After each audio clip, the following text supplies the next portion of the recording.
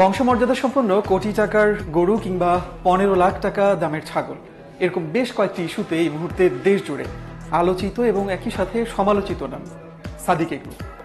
ব্যবসার ন্যায্যতা এবং বৈধতার প্রশ্ন তো আছেই। এই মুহূর্তে সাদিক এগ্রোর বিরুদ্ধে মূল যে অভিযোগের জায়গাটি সেটি হলো যে কোরবানির মতো ধর্মীয় পবিত্র একটি বিষয়কে বাণিজ্যিকীকরণের একেবারে চূড়ান্ত একটা পর্যায়ে নিয়ে গেছে, এরকম অভিযোগ কিন্তু সাধারণ মানুষজন করছে। এমন একটি প্রেক্ষাপটে আজকে আমরা দেখলাম যে ঢাকা উত্তর সিটি কর্পোরেশন সাদিক এগ্রো, যেটি রাজধানীর মোহাম্মদপুরের 7 মসজিদ হাউজিং এলাকাতে অবস্থিত, সেখানে আজকে তারা অভিযান চালিয়েছে। কিন্তু কোন প্রেক্ষাপটে, কেন সাদিক এগ্রোর বিরুদ্ধে আজকের এই অভিযান?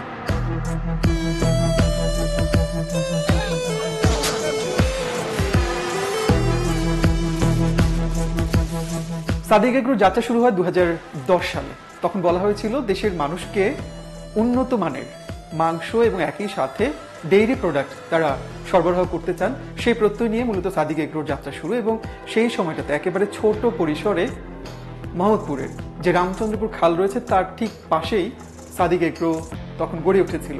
ব্যাপ্তি একেবারে ছোট ছিল, কিন্তু পরবর্তী সময়ে আমরা দেখলাম যে সময়ের সাথে সাথে সাদিক এগ্রোর যে ব্যাপ্তি কিংবা পরিসর সেটি কিন্তু বাড়তে থাকে এবং একটা পর্যায়ে তাদের খামারের পাশে যেহেতু রামচন্দ্রপুর খাল, সেই খালে তাদের স্থাপনা একটু একটু করে গড়ে ওঠে এবং সেই রামচন্দ্রপুর খালের বড় একটা অংশ ভরাট হয়ে যায়, দখল হয়ে যায়। ঢাকা উত্তর সিটি কর্পোরেশন আজকের অভিযানের সময় একেবারে পরিষ্কার করে বলল যে এই রামচন্দ্রপুর খাল দখলের পেছনে সাদিক এগ্রোর বড় ধরনের দায় রয়েছে। যদিও আজকে সেই অভিযান চলার সময় সেখানে নাটকীয় একটা দৃশ্যেরই কিন্তু অবতারণা হয়েছে, কারণ সেখানে আমরা দেখেছি যে একজন ব্যক্তি তিনি নিজেকে সেই সাদিক এগ্রোর যে অংশটুকু খালের মধ্যে পড়েছে মূলত সেই জায়গার তিনি মালিকানা দাবি করেছেন। তিনি বেশ কিছু কাগজপত্র এনে নির্বাহী ম্যাজিস্ট্রেটের হাতে তুলে দেন এবং তিনি দাবি করেন যে 4.8% জায়গা তার সেখানে রয়েছে এবং তার উপর সেই স্থাপনাটি তিনি করেছেন।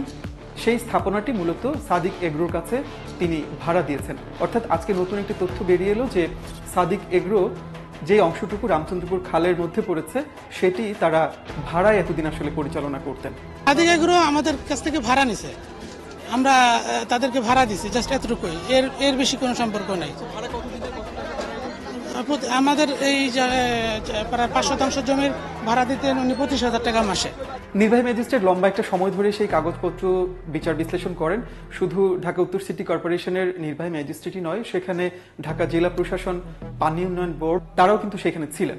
লম্বা একটা সময় ধরে সেই কাগজপত্র বিচার বিশ্লেষণ করে নির্বাহী ম্যাজিস্ট্রেট পরিষ্কার করে বলে দেন যে তিনি যে দাবি করছেন মালিকানার দাবি, সেই দাবির সপক্ষে তিনি কোনো কাগজপত্র সেখানে দেখাতে পারেননি, যে কারণে পরবর্তী সময়ে সেই সাদিক এগ্রোর যে অংশটুকু রামচন্দ্রপুর খালের মধ্যে পড়েছিল সেটি ভাঙার কাজ শুরু হয়।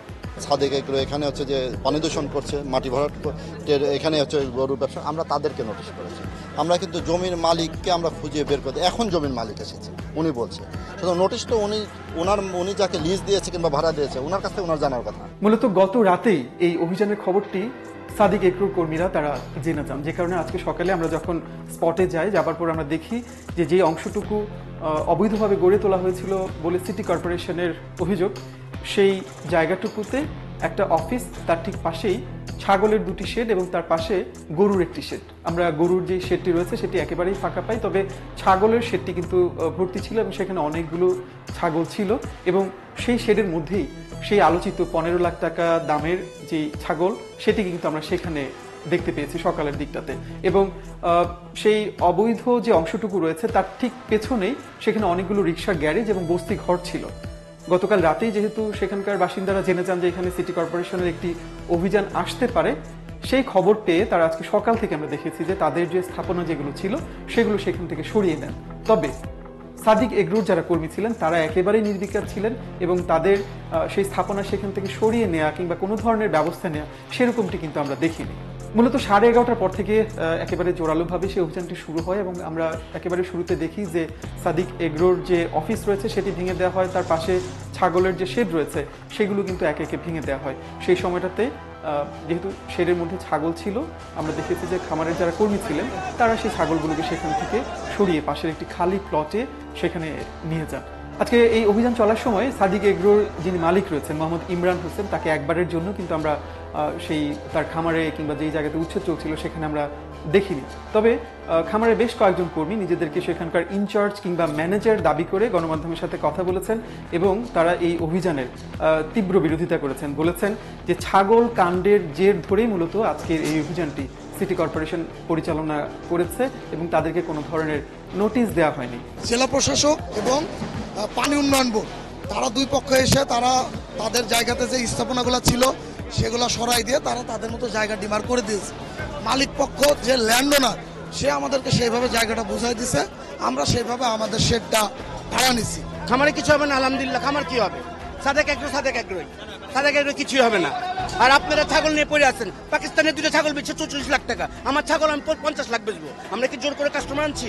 আনি নাই। সাদেক এগ্রোর মিলক আসবে, সাদেক এগ্রো কিচ্ছু হবে না ইনশাল্লাহ।